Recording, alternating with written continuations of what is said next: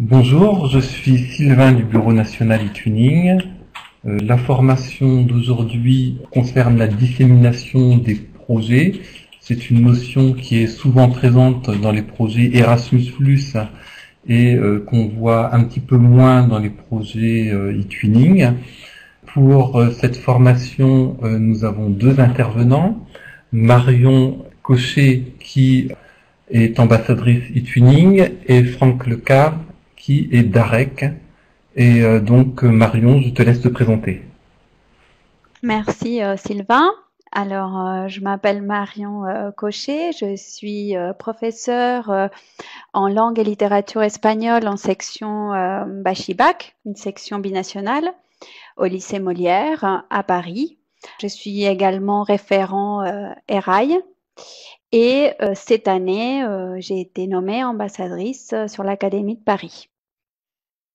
Et j'ai donc mené un projet Erasmus entre 2015 et 2017. C'est pour ça que j'ai eu cette expérience sur la dissémination.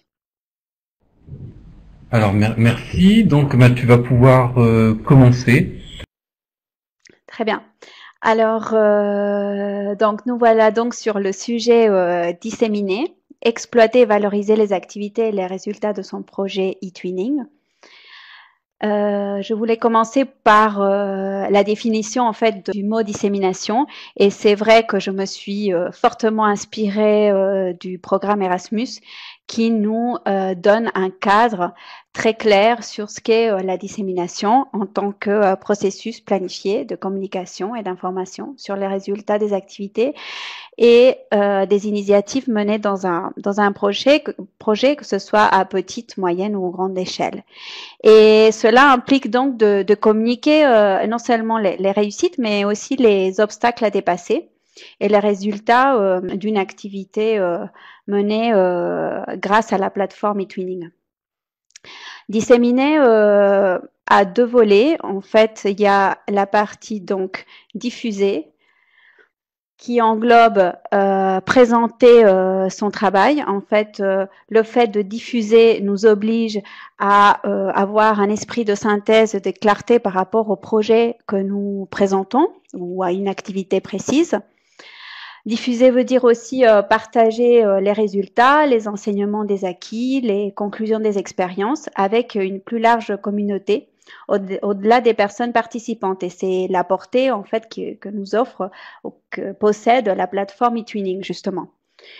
Promouvoir, alors promouvoir les efforts de réalisation par rapport aux objectifs qu'on s'est fixés et mettre comme ça en valeur l'engagement des élèves, des professeurs et de la direction. Finalement, la plateforme eTwinning sert de vitrine à l'établissement et donc remplit totalement la fonction de dissémination. Contribuer aussi au progrès de la formation, des pratiques pédagogiques et d'accompagnement des jeunes, car c'est une façon en fait de les stimuler en montrant les efforts, les aboutissements qui ont été réalisés grâce au projet, à l'activité fixée. Et enfin, planifier ses actions. Donc, comme je le disais, il faut savoir que dans un programme Erasmus+, disséminer fait partie du dépôt de candidature, d'un des plans d'action en fait du dépôt de candidature. Et donc, les candidats, l'équipe pédagogique s'engage à fixer, déterminer très clairement quelles vont être les actions pour disséminer, pour diffuser, pour communiquer, pour partager, en vue de réutiliser en fait les bienfaits du projet. Le deuxième volet est l'exploitation, donc diffuser et exploiter plus exploiter égale disséminer. Donc exploiter veut dire pour moi maximiser le potentiel des activités réalisées. Sacarle el jugo, on dirait ça en espagnol, rentabiliser entre guillemets à 100% ce qu'on a fait. Puis réutiliser donc pour cela les résultats ou les bienfaits tangibles ou non tangibles, parce que finalement dans un projet e-twinning on est sur le virtuel, sur le numérique, en ligne, mais le réutiliser pour des futurs projets, transférer donc les acquis pour que ces nouvelles situations d'apprentissage puissent être réutilisées par nous-mêmes ou par d'autres dans d'autres situations ou domaines en fait d'intérêt. C'est le cas par exemple des activités collaboratives qui peuvent être transférables dans n'importe quel projet. Évaluer les productions fait aussi partie en fait de l'exploitation. Les productions des élèves qui servent en fait à disséminer peuvent être aussi l'objet d'une évaluation en cours de projet ou à la fin du projet. Et cela nous permet aussi d'ajuster nos pratiques et s'adapter au mieux aux objectifs, enfin satisfaire au mieux les objectifs fixés. Enfin, mesurer l'impact, exploiter les activités qu'on a menées en place, ça nous aide à mesurer l'impact sous forme par exemple de quiz, des mots-clés qu'on pourrait très bien poser aux élèves en disant voilà 3 mots-clés pour qualifier ce projet, pour le définir. Et avec ces petites astuces, on peut très bien connaître la compréhension et l'adhésion en fait des participants au projet. Voilà les 2 volets qui sont essentiels pour la dissémination, diffuser et exploiter.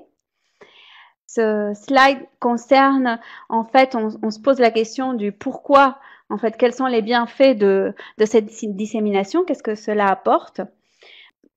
J'ai marqué 8 bienfaits, mais il y en a beaucoup plus peut-être de la dissémination. Tout d'abord, valoriser le travail des élèves qui se sont beaucoup engagés et beaucoup investis dans le projet. Des équipes pédagogiques et de l'établissement, faire connaître son projet à l'interne et à l'extérieur de l'établissement, car il s'agit de sensibiliser le plus grand nombre de personnes. Et la communauté eTwinning nous sert d'outil pour avoir le plus de répercussions possible au-delà en fait du cercle de participants. D'ailleurs,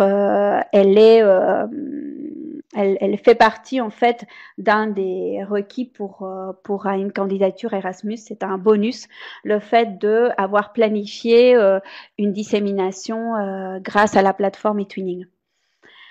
Ensuite, donc, un bienfait, c'est donc ouvrir son champ d'action, un public plus large, mais aussi multiculturel, car c'est l'atout, encore une fois, de la plateforme eTwinning qui nous lie avec des nombreuses cultures en Europe et ailleurs. Puis, s'auto-évaluer, ça c'est un plus très intéressant parce qu'on peut comme ça ajuster les pratiques aux objectifs. Adopter un esprit critique, bien sûr, pour continuer à se renouveler, à s'améliorer, inspirer nos homologues, car il s'agit d'une plateforme d'échange et donc notre projet doit se baser sur l'échange entre les partenaires. Et enfin, le but plus ultra, c'est de pérenniser le projet, les activités, c'est-à-dire qu'elles finissent pas comme dans une candidature Erasmus au bout de 2 ans, mais continuer à les prolonger grâce justement à la valorisation, aux récompenses qui ont été obtenues grâce au projet. Par exemple, dans le cadre du projet Eurobac, sur lequel j'ai travaillé, les élèves ont obtenu des récompenses qu'ils ont offert aux élèves de la promotion suivante pour continuer à faire vivre le projet au-delà du financement européen. Enfin donc, à qui? Donc disséminer, mais vers qui? L'intérêt, c'est de rayonner le plus possible. Donc, du plus petit au plus grand, on a ouvrir le projet aux familles, à toute la communauté scolaire, en dehors des élèves de la classe en fait qui participent ou du groupe qui participe, mais à tout l'établissement. S'ouvrir aussi à l'environnement le plus proche, comme la mairie, des institutions, des centres culturels, au niveau local, régional, national, européen. Bien sûr, s'ouvrir à l'académie, car on a un portail disciplinaire et interdisciplinaire qui peut aider à la dissémination de notre projet. Je pense que les représentants de la DARIC sont très actifs et dynamiques sur le plan de la publication en fait des projets multiculturels. Et puis, bien sûr, au-delà, grâce à la plateforme eTwinning, aux échanges et à la recherche des nouveaux partenaires sur lesquels on peut continuer à faire rayonner notre projet. Alors, quoi? C'est-à-dire, une fois qu'on a vu à qui on va communiquer, vers qui, qu'est-ce qu'on va communiquer?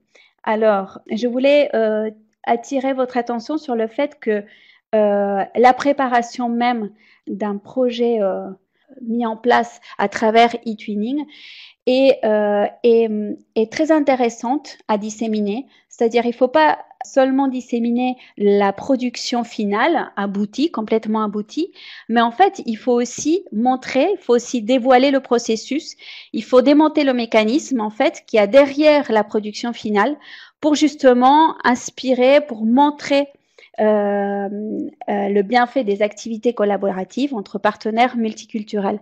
Donc ça, c'est très intéressant de dévoiler le processus qui nous a mené à cette production, cette activité qui avait été fixée au départ. Donc, sur le quoi, les contenus à disséminer, donc je vous ai présenté 5 types, on va dire, 5 groupes. Donc, tout d'abord, bien sûr, la présentation des objectifs du projet et des activités menées avec les partenaires. On peut aussi disséminer la synthèse du projet sous forme de cartes heuristiques. L'idée étant toujours de disséminer en fait des productions visuelles qui sont très claires et efficaces. On peut aussi disséminer des productions réalisées à l'aide des médias. Ça double en fait la dissémination. C'est-à-dire que si on a fait une production grâce à un enregistrement en studio radio scolaire ou on a réalisé grâce à un magazine, par exemple, je pense à Phosphore qui a sa page Facebook Live, on double, disons, multiplie la dissémination. On peut aussi, bien sûr, faire des publications en ligne sur des événements précis, des activités.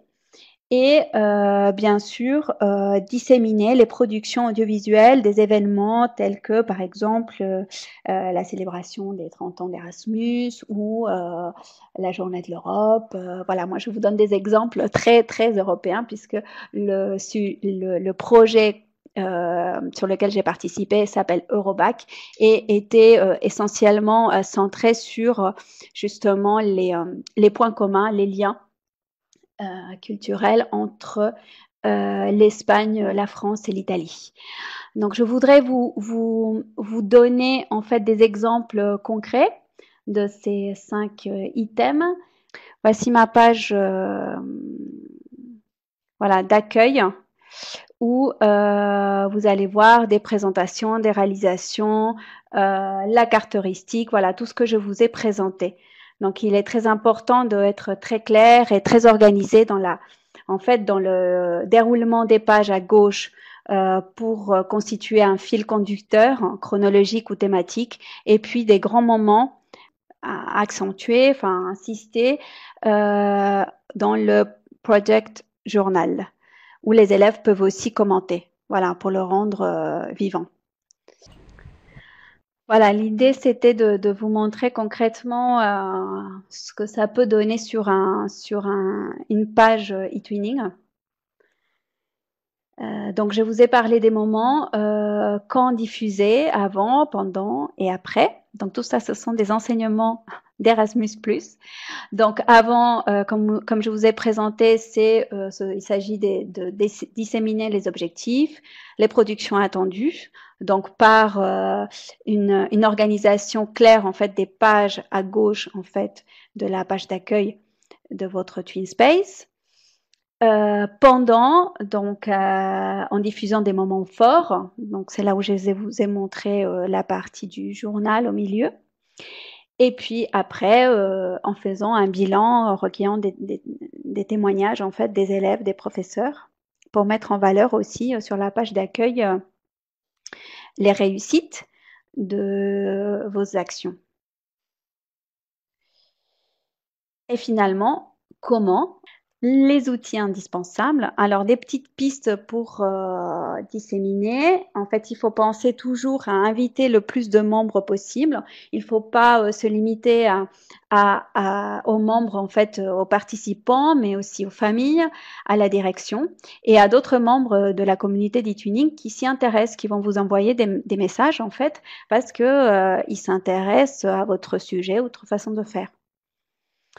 Une autre petite astuce, c'est de créer un QR, du Space et un logo. Le logo, c'est vraiment une façon très efficace de disséminer. S'appuyer surtout sur des supports visuels. Donc, je vous ai parlé des cartes heuristiques. Il y a aussi, vous pouvez vous servir du vidéo lib dans le portail académique pour stocker, c'était une des questions, vos vidéos et les diffuser. Et bien sûr de se servir des outils numériques performants comme Geniali, Padlet et autres. Et d'ailleurs, vous avez une très intéressante en fait proposition de formation vendredi prochain concernant les outils numériques. Et ces outils numériques qui vont être présentés vendredi prochain vous servent à disséminer. Voilà. La plateforme eTwinning est donc l'outil de dissémination par excellence. Voilà mes coordonnées qui de toute façon vont être donc sous forme de PDF et envoyées à vous tous, si j'ai bien compris. Merci. Merci. Donc la seule question qui était posée, c'était qu'est-ce que c'est qu'un QR? Donc c'est un QR code. C'est un code qui permet quand on le scanne avec une petite application particulière sur son smartphone ou sur une tablette, de pouvoir aller directement sur un lien URL par exemple, ou d'afficher un message. Donc mais là le but c'était d'aller sur le TwinSpace. Donc voilà, c'est un code QR, un QR code. Alors, Mindomo, c'est quoi? Je te laisse. Alors, c'est un logiciel très simple pour faire des cartes heuristiques. Voilà. Une carte heuristique étant un graphique de synthèse où on peut rassembler tous les documents, mais de façon très graphique. Ça fait une arborescence sur le projet. Par exemple, on peut faire une arborescence sur thématique ou chronologique. Et donc, ce logiciel, comme d'autres, il y en a d'autres. D'ailleurs, il va être présenté, un identique va être présenté vendredi prochain, sert à faire des cartes heuristiques. Donc oui, effectivement, tu donnes une belle transition, puisque une prochaine animation vendredi prochain sera quelques applications numériques et entre autres il y aura une autre application concernant les cartes heuristiques. Donc il y a plusieurs applications qui existent. Mindomo est une application qui a une partie payante et une partie gratuite. Donc la partie gratuite permet déjà de faire un certain nombre de choses. Alors, y a-t-il d'autres questions? Sinon, on va passer à la présentation de Franck Lecard. Voilà, Franck, je te laisse la parole. Donc très rapidement, je suis Franck Lecard, je suis direct de l'Académie de Montpellier et j'ai une histoire un peu particulière avec eTwinning puisque j'ai participé avec le groupe de travail à la création d'eTwinning il y a 12 ans à peu près à Bruxelles auprès de European Schoolnet. Voilà, donc je suis l'évolution d'eTwinning avec beaucoup d'intérêt. J'ai pas pu entendre tout ce que Marion a dit, mais je suppose qu'il y aura des redites, donc je vous demande de m'excuser. Et puis je dois m'excuser encore une troisième fois, donc au-delà du son et des redites, c'est que le PowerPoint ne s'affiche pas avec le même scénario sur la plateforme que chez moi. Voilà, donc vous avez affiché plusieurs modules à l'écran, mais je vais essayer de vous le présenter dans l'ordre. en commençant d'abord par les outils, et puis une remarque préliminaire, c'est que disséminer, si vous faites de l'Erasmus, c'est une obligation. Ceux qui ont fait des projets Erasmus le savent. Il y a à peu près un tiers de la note du projet d'application qui concerne la dissémination des résultats. Ça aussi c'est important, il faudra distinguer l'envie du projet, le projet et ses résultats. Si vous voulez en savoir davantage, il vous suffit d'aller sur le guide Erasmus, celui qui s'affiche tout en bas. Sans lire les 400 pages du guide, simplement regardez, je vous l'ai donné sur l'écran, de la page 308 à la page 317. Voilà. Vous avez aussi produit par eTwinning et par Erasmus d'autres outils très intéressants. Donc le nouveau guide fait par eTwinning sur l'internationalisation des écoles. Vous avez une partie sur la dissémination. Un guide très intéressant pour l'engagement des directeurs et des chefs d'établissement, où on montre l'intérêt d'une internationalisation, donc quel que soit le projet, que ce soit eTwinning ou un autre sur la communauté scolaire, donc le fait de communiquer sur son projet. Et puis dès qu'on parle de dissémination ou de communication, il faut le faire vis-à-vis de l'impact que l'on a. Donc le guide qui date un peu maintenant, qu'à 2-3 ans, sur la diffusion et l'impact. Donc ça, ce sont les outils disponibles. Les 3 guides du haut sont un peu plus petits que le guide Erasmus. Celui sur l'impact fait une 20aine de pages par exemple. L'autre question importante, c'est celle du sens, de la dissémination. Si vous regardez les différents guides, on vous dit grosso modo de diffuser dans tous les sens et autant que vous pouvez. Moi, je vois 5 points importants. Bon, le premier, c'est de valoriser. Et valoriser tout d'abord les élèves. Ça fait partie du processus pédagogique que d'écrire et d'écrire vers le monde, c'est-à-dire d'ouvrir la classe. On dissémine d'abord pour qu'il y ait une vraie consommation, une vraie connexion. Et si vous regardez les flux, en particulier des pages internet, vous apercevez que c'est d'abord les parents, les mamies qui consultent les pages internet des enfants. Voilà, donc c'est sur un cercle assez restreint. Le fait de partager, bien sûr. Ce qui nous intéresse, nous, énormément en tant que d'AREC, c'est d'avoir aussi des projets modélisants. Et donc, communiquer aussi, il faut faire simple, donc on modélise. Mais en modélisant aussi, ça permet de structurer sa démarche de projet. Autre point qui est peu abordé et qui pour moi est essentiel, c'est d'institutionnaliser son projet.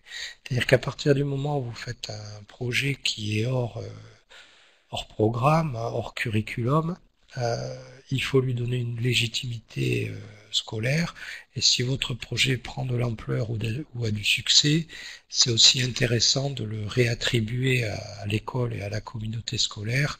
Donc quand on communique en fonction des vecteurs qu'on utilise, en particulier son directeur, sa chef d'établissement, la collectivité, on lui donne une place dans la communauté scolaire et on l'institutionnalise et puis on replace eTwinning dans les différents leviers d'ouverture européenne et d'échange ou d'innovation pédagogique.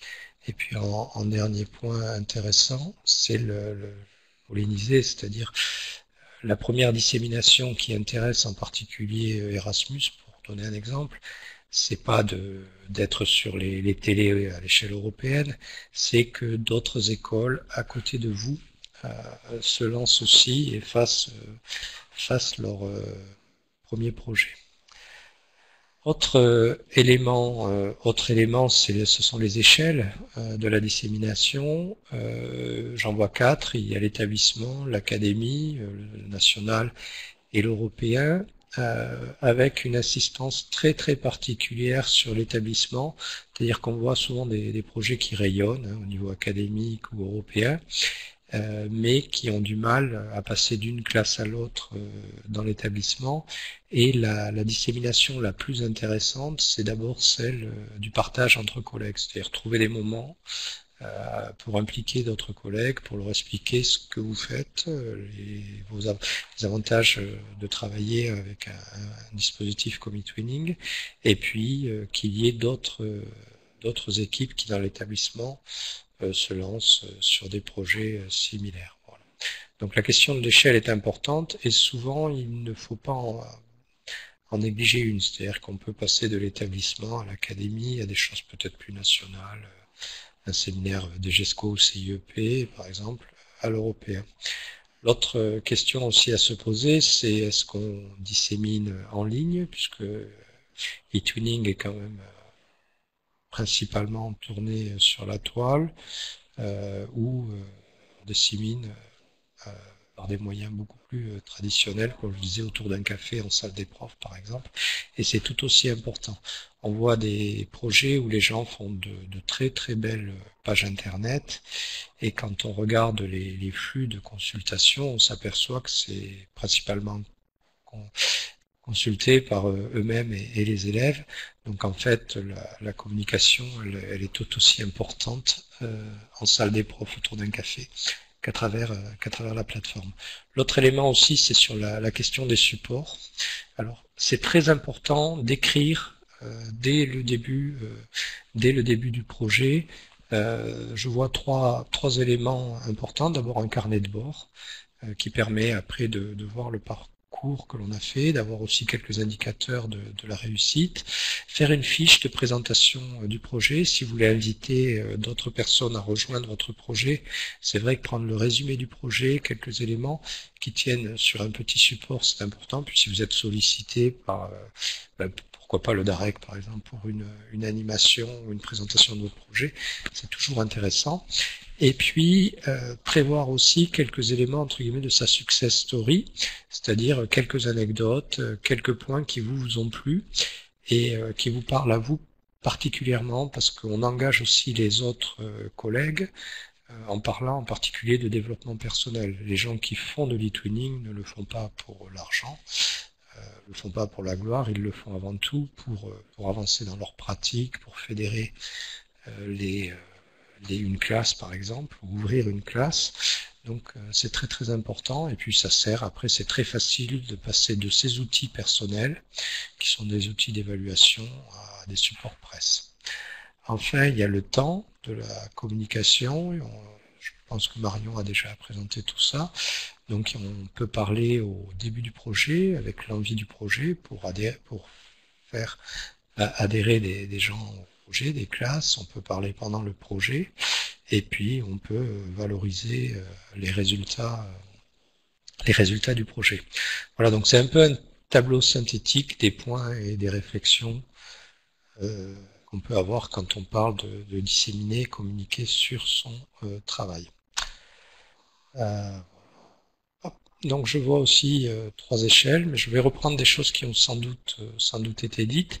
La plus importante, c'est celle de l'école, avec les temps forts, en particulier les réunions de rentrée ou de sortie, où il faut expliquer ce qu'on fait. C'est-à-dire que c'est très très important quand on est dans une démarche de projet dans une école, d'expliquer pourquoi on fait quelque chose de différent, qui n'est pas dans les programmes, pourquoi on s'investit davantage que les autres peut-être, pour quels résultats. Sinon, on peut aussi se ghettoiser dans un établissement scolaire. Et c'est très important aussi d'institutionnaliser le projet à ce moment-là. C'est-à-dire que c'est pas forcément à vous de présenter le projet. À partir du moment où c'est un projet d'école, même si c'est vous qui ramez au quotidien pour le présenter, mais c'est bien que ce soit le directeur, le principal ou le proviseur qui le présente de façon à en faire un élément du projet de l'école, et que le jour où vous ayez besoin de passer le relais, ce projet appartienne à la communauté scolaire, et ça se fait aussi par les canaux de la parole pendant les réunions de rentrée ou de sortie. Il ne faut pas hésiter à investir les lieux, alors progressivement, parce que si vous investissez tous les murs de l'école ou le hall de l'école sur un projet, votre projet, ça peut être aussi mal vécu, mais au moins qu'il y ait des panneaux dans les classes, c'est-à-dire que ce qui se fait virtuellement en ligne doit aussi garder une trace et c'est très important pour les élèves. Bon, bien sûr, le site de l'établissement. Vous avez comme sous Erasmus la possibilité de faire vous-même, pourquoi pas une plaque ou quelque chose qui montre que il y a un projet européen intéressant, les labels bien sûr. Il peut y avoir aussi un affichage des drapeaux des pays qui participent à votre projet, mise en valeur au moment de l'accueil des délégations si vous avez des projets européens. C'est toujours très intéressant si votre projet e-twinning se fait dans le cadre de jumelage de communes ou de départements, de participer à ces temps d'accueil de collectivités. La presse locale, vous avez on a dû vous le dire, il y a des kits pour rédiger des articles, pour aider la presse locale à communiquer sur vos projets. Ce qui est très intéressant, c'est aussi de signaler votre projet en termes de contenu et de méthode aux autorités académiques, ce qui permet à ces autorités de nourrir aussi des formations.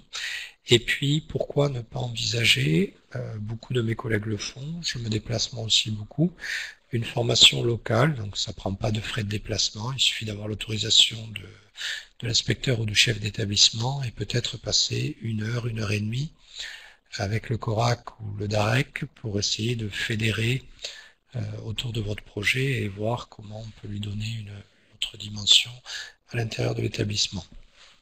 On voit aussi sur les gros projets la création d'un groupe en charge de cette question de la communication et pour les élèves c'est très formateur qu'un petit groupe d'élèves, en particulier ceux qui ont quelques aisances à prendre la parole, soient en charge aussi d'écrire l'argumentaire et les éléments qui vont servir à la communication du projet. Alors les projets après trouvent facilement un relais au niveau académique, en particulier sur les sites de circonscription départementaux ou sur les sites disciplinaires, dans les formations. Si vous regardez le PAF, s'il y a des sujets qui sont assez proches de votre sujet e-twinning, ça vaut le coup de contacter l'inspecteur ou le formateur en charge de ce module et lui proposer une courte présentation. Après, il y a des dates dans le calendrier, mais j'ai entendu Marion en parler tout à l'heure, la journée des langues le 9 mai, où on peut avoir une petite opération. Il y a de plus en plus des journées ou des semaines internationales dans les établissements. Donc vous pouvez être à l'origine d'un temps comme ça où chacun présente ce qu'il fait en termes d'ouverture internationale. Les concours, si vous êtes sur des classes premier degré ou LP, il n'y a pas tant de participation que ça, donc on peut avoir un prix. Alors vous avez Hippocrène qui est très connu, l'OFAGE, bon bien sûr les prix Twinning aussi. Et puis les choses auxquelles on passe moins, ce sont les années croisées. Tous les 6 mois, la France met à l'honneur sa relation bilatérale avec un pays, et par exemple en deuxième semestre 2018, ce sera la Roumanie. Donc si vous faites un projet e-twinning avec une équipe roumaine, ça vaut le coup de faire labelliser, signaler votre projet, il s'inscrira peut-être dans quelque chose de plus grand. Au niveau européen, bon, vous avez les sites comme School Education Gateway par exemple, où vous présentez un de vos projets pour éventuellement enclencher sur un projet de coopération type Erasmus K2 derrière. Vous avez les labels européens, les concours. Moi j'invite systématiquement, mais ça c'est l'objet d'une autre formation, à aller un peu plus loin qu'e-twinning, à passer à Erasmus. Alors ça peut être un K1 sur des stages d'observation entre vous. Une fois que vous avez créé votre projet e-twinning, c'est relativement facile d'alimenter un projet de K1 puisque vous avez déjà souvent les compétences, l'objet que vous allez échanger, vous avez déjà les relais dans les écoles partenaires pour vous accueillir, et puis pourquoi pas se lancer dans un projet K2 de coopération en rajoutant de la mobilité réelle à votre projet. Ce qui peut être intéressant aussi, c'est de faire travailler les élèves sous d'autres plateformes, en particulier faire une page Wikipédia sur votre projet, ce qui rajoute une très forte visibilité. C'est-à-dire que lorsque les gens vous cherchent sur les moteurs de recherche, si vous êtes référencé sous Wikipédia, votre projet apparaît très très rapidement. Et puis enfin, participer, candidater aux ateliers européens Erasmus et eTwinning. Vous pouvez, soit pour élargir votre partenariat, soit comme ressource, peut-être présenter votre travail. Voilà. Un dernier point, c'est, et vous avez dû le sentir sur certains points de présentation, ne pas forcément trop en faire. C'est-à-dire que beaucoup de projets trouvent leurs limites par trop de communication.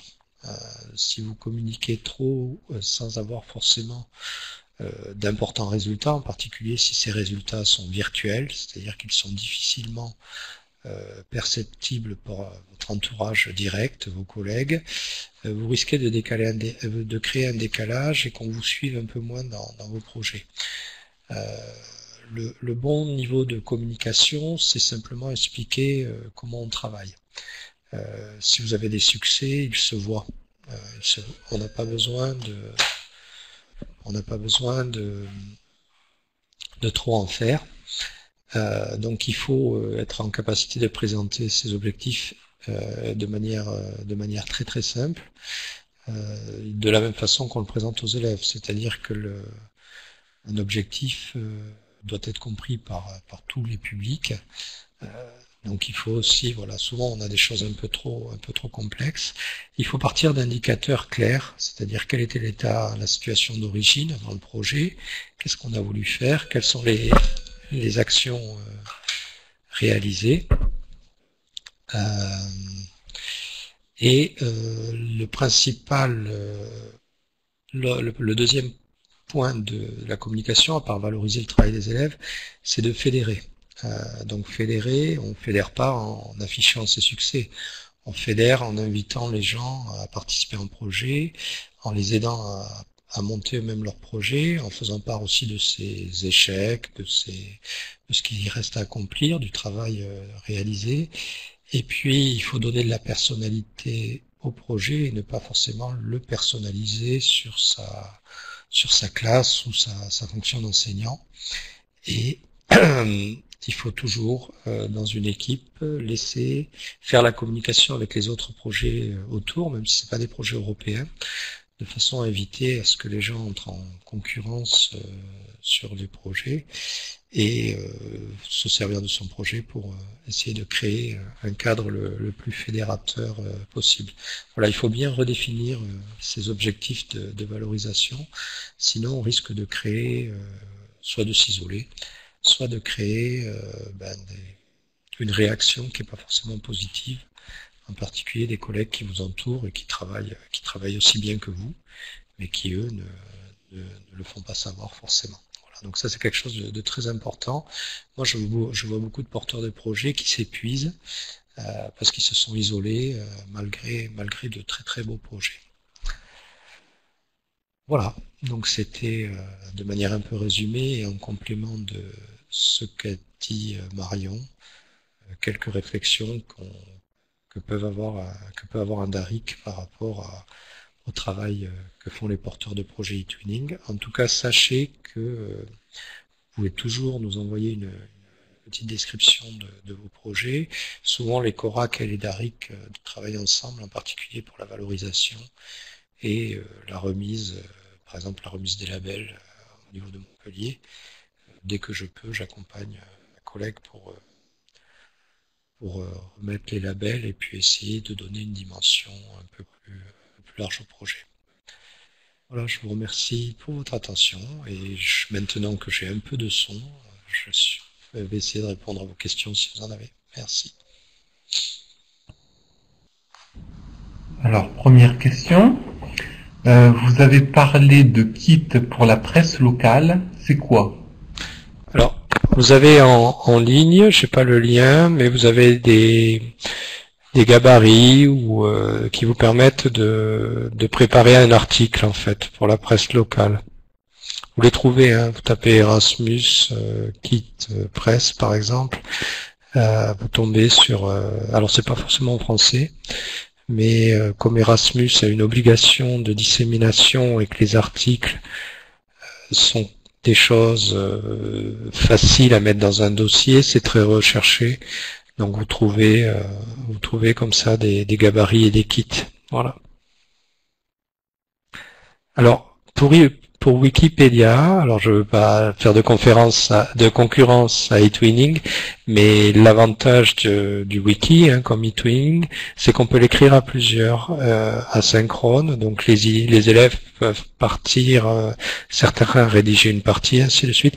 Mais vous faites quelque chose de très simple et qui, dans le référencement, le titre reprend l'intitulé de votre projet.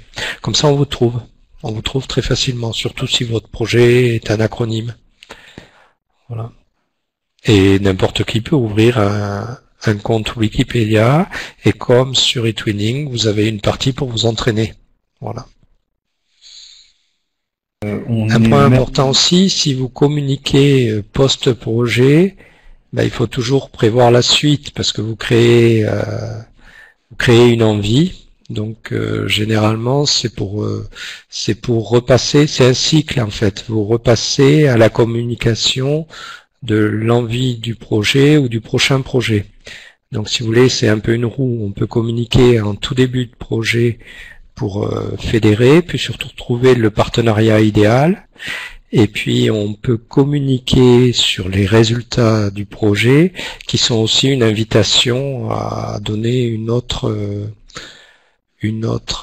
autre projet. Hippocrène, vous les avez en ligne. Vous avez tous les critères de la fondation Hippocrène. C'est comme Erasmus ou eTwinning, il faut une démarche de projet, une démarche partenariale et une innovation. Et puis un esprit citoyenneté européenne.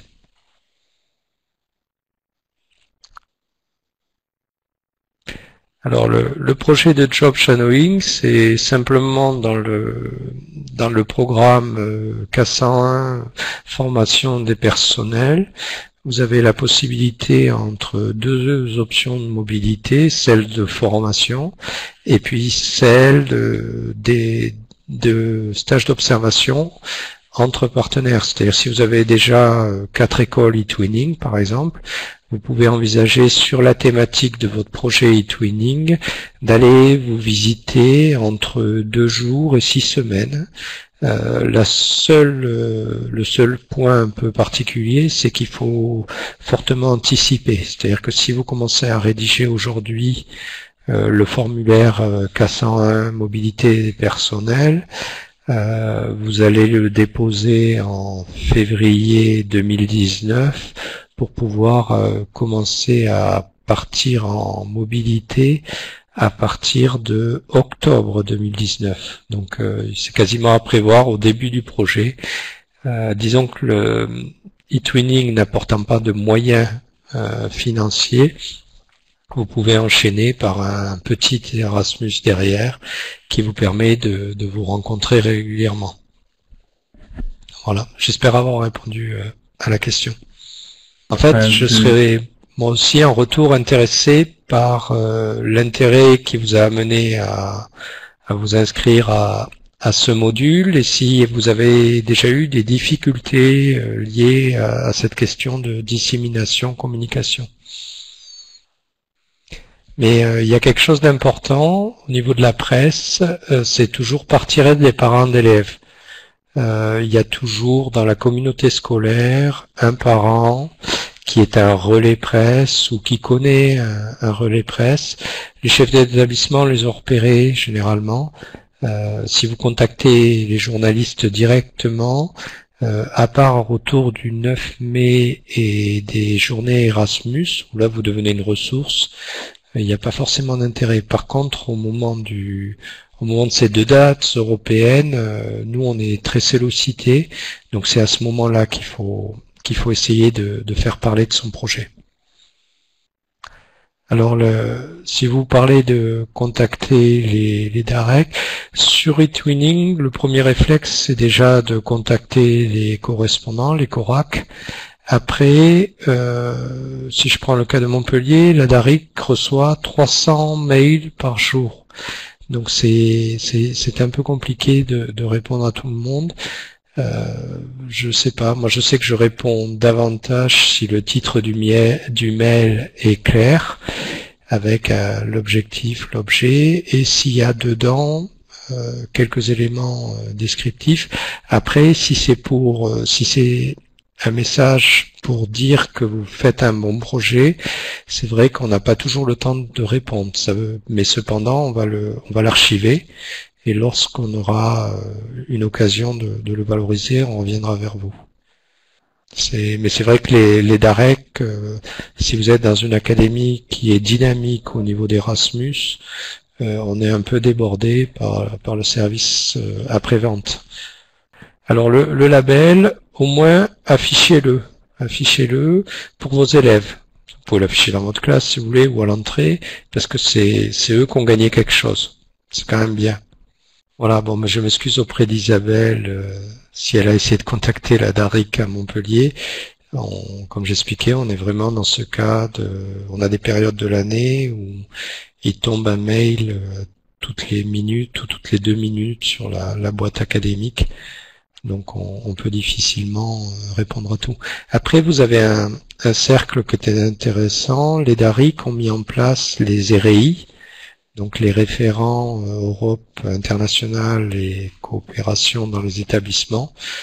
Vous pouvez rejoindre ce réseau et vous former davantage à la fois à cette communication, à ces éléments stratégiques, et puis à la conduite un peu plus experte des programmes Erasmus. Alors il y a un point important aussi, c'est que votre politique de dissémination avec l'obtention des labels s'inscrivent dans une stratégie globale à long terme d'ouverture européenne ou d'internationalisation de votre établissement.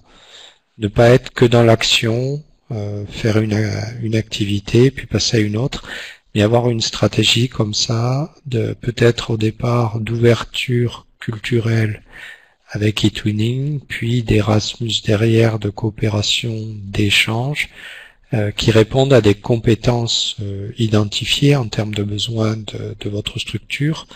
Et petit à petit, ça participe à l'attractivité même de l'école.